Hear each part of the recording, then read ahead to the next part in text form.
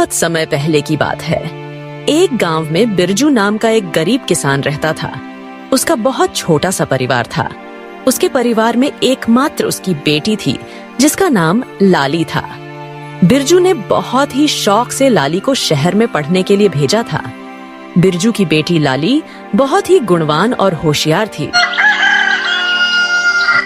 उसी गांव में बलवंत सिंह नाम का एक लालची और बेईमान जमींदार रहता था।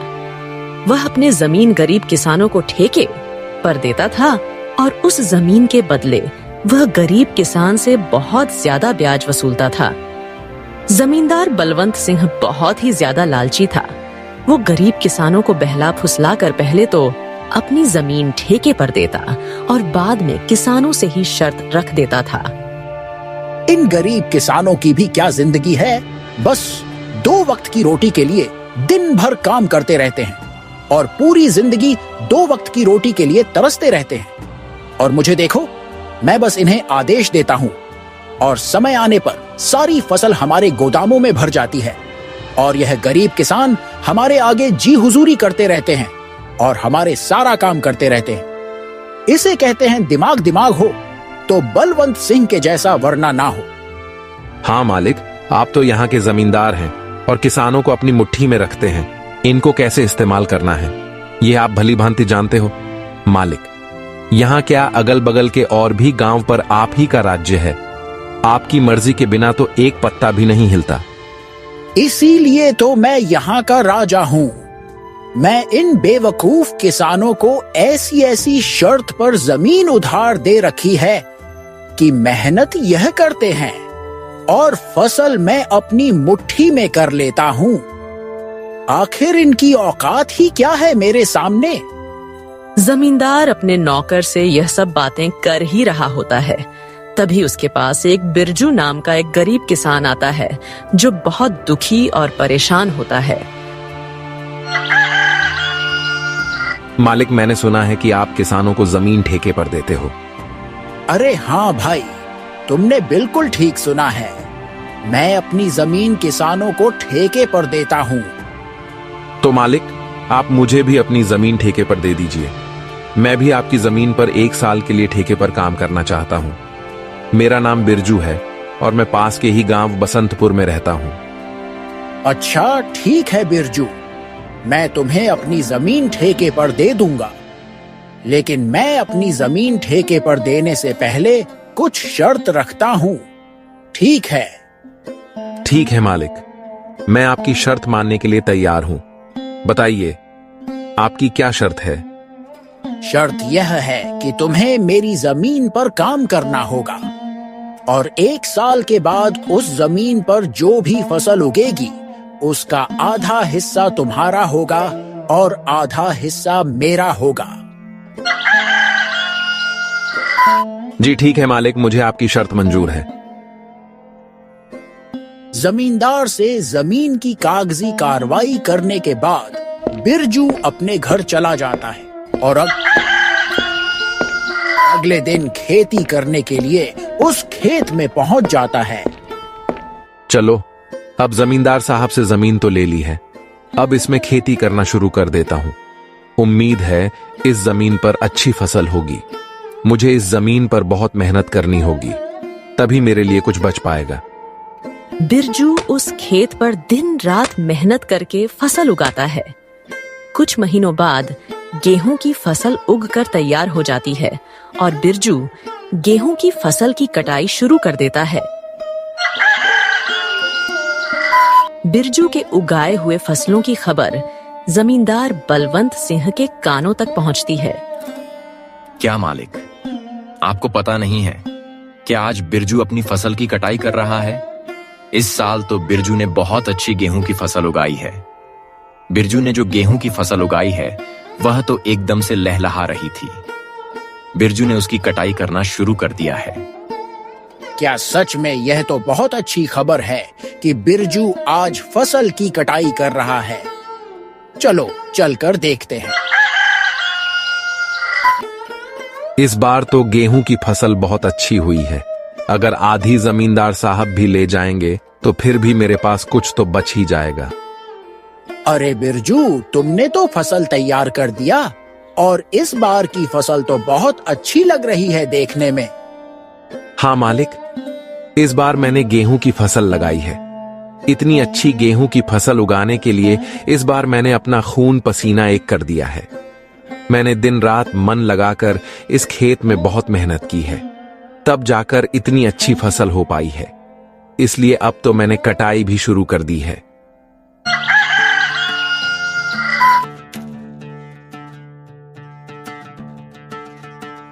अरे बिरजू, तुमने तो फसल तैयार कर दिया और इस बार की फसल तो बहुत अच्छी लग रही है देखने में। हाँ मालिक, इस बार मैंने गेहूं की फसल लगाई है। इतनी अच्छी गेहूं की फसल उगाने के लिए इस बार मैंने अपना खून पसीना एक कर दिया है। मैंने दिन रात मन लगाकर इस खेत में बहुत मेहनत की है, तब जाकर इतनी अच्छी फसल हो पाई है। इसलिए अब तो मैंने कटाई भी शुरू कर दी है। अरे ओ बिरजू, यह तो मेरी उपजाऊ जमीन का कमाल है। तुम्हारी मेहनत से कुछ नहीं हुआ है। उपजाऊ जमीन के कारण इतनी अच्छी फसल हुई है। तुम्हारी मेहनत हो या ना हो, फसल तो अच्छी होनी ही थी। मालिक, खेत भले ही उपजाऊ हो, अगर उसमें मेहनत नहीं होगी तो फसल कैसे उगेगी? मैंने बहुत मेहनत की है इस खेत में। ज्यादा मत बोल बिरजू, मेहनत तो किराए के मजदूर भी करते हैं। असली कमाई का हकदार तो वही है जिसकी जमीन है। शर्त के मुताबिक जल्दी से मेरे फसल का आधा हिस्सा निकाल। चल जल्दी कर, मुझे बहुत सारे काम हैं। मुझे वापस भी जाना है। यह कहकर जमींदार बिरजू से सारी गेहूं की अच्छी फसल लेकर चला जाता है और खराब फसल बिरजू के पास छोड़ देता है, जिसे देखकर बिरजू मायूस हो जाता है। हे ईश्वर, इतनी जीत और मेहनत करने के बाद बस इतनी सी फसल मेरे हाथ आई है। हम गरीबों को लोग ऐसे ही लूटते हैं। इतनी मेहनत करने के बाद भी हमारे हाथ में कुछ नहीं आता है। हे ईश्वर, कब मेरी अपनी जमीन होगी? बिरजू इसी तरह अपनी जिंदगी काट रहा था। कुछ महीनों बाद बिरजू की बेटी लाली, जो शहर पढ़ने के लिए गई थी, वापस गांव आ जाती है। वापस गांव आने पर जब उसने गांव का नजारा देखा तो उसे बहुत दुख हुआ। पिताजी, हमारे गांव का ऐसा हाल क्यों है? गांव के सभी लोग दुखी और परेशान नजर आ रहे हैं। आखिर बात क्या है? लाली बेटा, इस गांव में गरीब किसान की यही किस्मत है। जमींदार बलवंत सिंह जैसे लोग हमारी गरीबी का फायदा उठाते हैं। मेहनत हम करते हैं और उसका फायदा जमींदार बलवंत सिंह जैसे लोग खा जाते हैं। हमारे पास न अपनी जमीन है और न अधिकार। हम गरीब किसान बस मेहनत करते हैं और भूखे रहते हैं। किसानों की ऐसी दयनीय स्थिति को सुनकर लाली बहुत दुखी हो जाती है। पिताजी, आप चिंता मत कीजिए। अब मैं आ गई हूँ और यह अन्याय अब और नहीं चलेगा। आज से मैं आपके साथ खेतों में काम करूँगी और उस लालची जमींदार को उसी की शर्तों में बांध दूंगी। मालिक, अब से मैं पिताजी के साथ खेतों में काम करूँगी। अगले ही दिन लाली जमींदार बलवंत सिंह के यहाँ पहुँच जाती है। अरे लाली, तुम यहाँ कहो, क्या बात है?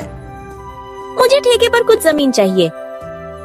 तुम तो एक लड़की हो, अब तुम खेती करोगी। अरे तुम अभी बच्ची हो, तुम्हारे अंदर इतना दम नहीं है। तुम पढ़ी लिखी लड़की हो, खेती नहीं कर पाओगी। नहीं मालिक, ऐसा मत बोलिए। भले ही मैं पढ़ी लिखी हूँ, मगर हूँ तो एक किसान की बेटी ही ना। खेती करना मुझे अच्छी तरह से आता है। अच्छा चलो ठीक है, तुम्हारी बात मैं मान लेता हूँ। वैसे भी काम का क्या रह गया है? पढ़ लिख कर तो सभी ऐसे ही बेरोजगार घूम रहे हैं। आपका बहुत बहुत धन्यवाद मालिक।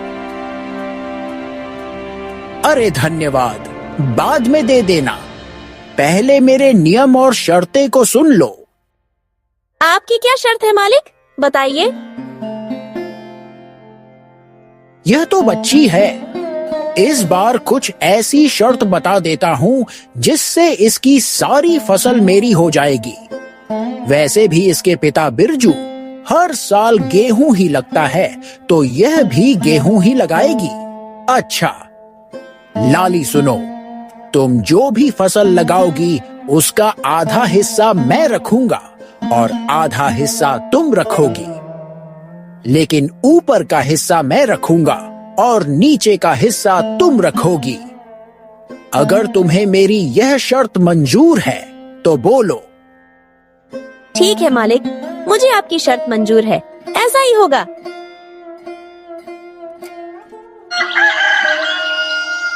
अगले दिन से लाली अपने पिता के साथ खेतों पर काम करना शुरू कर देती है।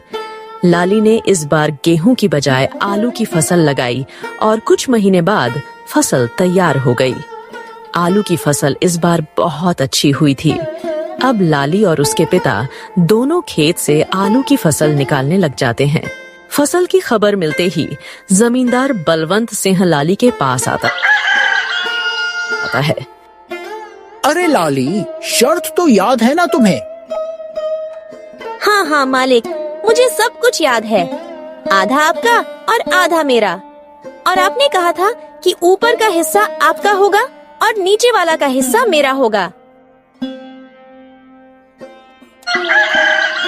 देखिए मालिक, इसने तो चालाकी कर दी।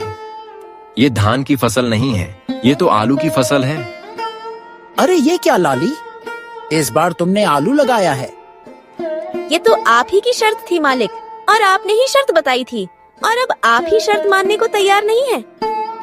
अरे लेकिन मैं इस घास फूस को लेकर क्या करूंगा, जबकि सारे आलू तो तुम ले रही हो। मालिक, मैं कुछ नहीं जानती, आप अपना ऊपर का हिस्सा ले जाइए। इस तरह अपनी चालाकी दिखाते हुए लाली ने बेईमान जमींदार को मुंह तोड़ जवाब दिया और सभी आलू लेकर घर आ गई और घास फूस जमींदार के हिस्से छोड़ आई। मालिक, पूरे गांव में आज तक किसी ने भी आपसे चालाकी दिखाने की हिम्मत नहीं की, और ये बिरजू की बेटी लाली इतनी आसानी से आपको बेवकूफ बना गई। अरे यह बिरजू की बेटी मुझे क्या बेवकूफ बनाएगी? आने दो, इसे अगली बार उसे ऐसा सबक सिखाऊंगा कि मुझसे उलझने की कोशिश नहीं करेगी। कुछ दिनों के बाद लाली दोबारा जमींदार के घर जाती है। कैसे है मालिक? अरे लाली, फिर से तुम कहो, क्या चाहिए तुम्हें? आपकी जमीन ठेके पर चाहिए थी। ठीक है, मैं तुम्हें अपनी जमीन ठेके पर दे दूंगा, पर मेरी इस बार की शर्त भी कान खोलकर सुन लो लड़की। इस बार तुम्हारी कोई चालाकी नहीं चलेगी। लड़की, इस बार नीचे का हिस्सा मैं लूंगा और ऊपर का हिस्सा तुम्हारा होगा।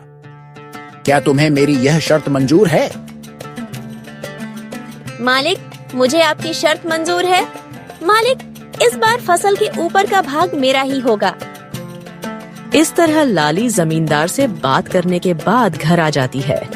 इस बार भी लाली दोबारा खेती करने की तैयारी में जुट जाती है। लाली इस बार गन्ना की फसल लगाती है। कुछ दिनों बाद गेहूं की फसल काफी अच्छी उगाती है। अरे वाह, इस बार तो गन्ना की फसल खूब अच्छी दिख रही है। मजा आ गया। आने दो उस बेईमान जमींदार को, तब उसे मजा चखाती हूँ। कुछ दिनों के बाद जमींदार लाली के पास आता है। जैसे ही जमींदार लाली के खेत के पास पहुंचा तो गेहूं की फसल देखकर उसका तो दिमाग ही चकरा गया। अरे ये क्या, इस लाली ने तो इस बार गन्ना की फसल लगा दी है। यह लड़की तो जितना मैं सोच रहा था उससे कहीं होशियार निकली। प्रणाम मालिक, कैसे हैं आप? ठीक तो है ना? देखिए मालिक, इस बार मैंने गन्ना की फसल लगाई है और आपकी शर्त के अनुसार फसल के ऊपर का हिस्सा मेरा होगा और नीचे का हिस्सा आपका होगा। इस तरह अपनी चतुराई से लाली ने दोबारा जमींदार बलवंत सिंह को मूर्ख बना दिया। और जमींदार एक बार फिर से धोखा खाकर गुस्से से तिलमिला गया। अरे मालिक, उस पिद्दी सी लड़की का दिमाग तो देखिए। आप जैसे इतने बड़े चालबाज जमींदार को उसने फिर से मूर्ख बना दिया। तुम सही कह रहे हो झुमरू, मैं तो उसे बच्ची ही समझ रहा था और उस बच्ची ने मुझे फिर से मूर्ख बना दिया। अगली बार उसे आने दो, फिर उसे बताता हूँ कि जमींदार बलवंत सिंह क्या चीज है। लाली ने गन्ना की फसल की कटाई की और सारी फसल अपने घर ले आई और उस फसल का कुछ हिस्सा लाली ने गांव के जरूरतमंद लोगों में बांट दिया। लाली और बिरजू दोनों बहुत ही खुश थे। कुछ दिनों बाद फिर से फसल उगाने का समय आ गया। चलो उस लालची जमींदार से आज फिर से मुलाकात करती हूँ और उससे ठेके पर जमीन लेकर फिर से फसल उगाती हूँ और देखती हूँ कि इस बार वह जमींदार शर्त में अपना में कौन सा खुराफाती दिमाग लगाता है। यह सोचकर लाली ठेके पर जमीन के लिए उस जमींदार के पास फिर से जाती है। अच्छा, तो तुम मुझसे मिलने के लिए फिर से आ गई। देखो लड़की, तुम मुझसे ज्यादा होशियार बनने की कोशिश मत करना। मैं भी जमींदार बलवंत सिंह हूँ। मुझे होशियारी नहीं आती है मालिक, मैं तो एक गरीब किसान की बेटी हूँ। होशियार तो आप लोग हैं जो गांव के गरीब किसानों की मजबूरी का फायदा उठा रहे हैं। अपनी जुबान पर काबू रखो लाली। यह तुम क्या बोले जा रही हो? जिस काम के लिए आई हो वो बात करो। यहाँ ज्यादा ज्ञान बांटने की जरूरत नहीं है। ठीक है मालिक, चलिए काम की बात करते हैं। मुझे इस बार भी आपकी जमीन ठेके पर चाहिए। बताइए मालिक, इस बार आपकी क्या शर्त है?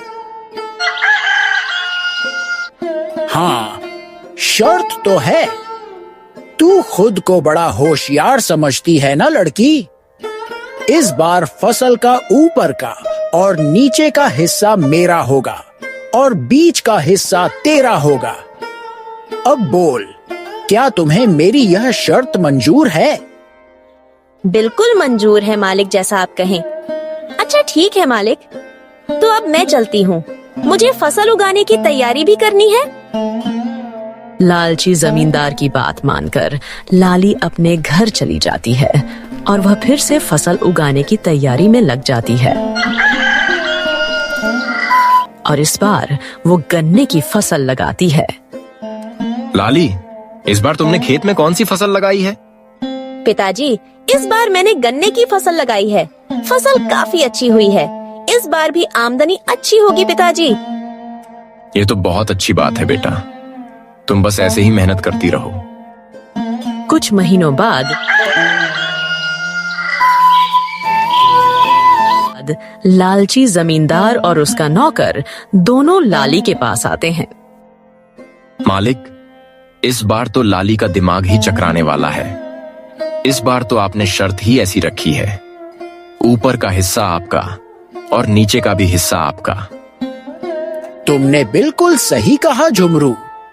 इस बार मैंने अपने दिमाग का 100% उपयोग करके ब्रह्मास्त्र छोड़ा है।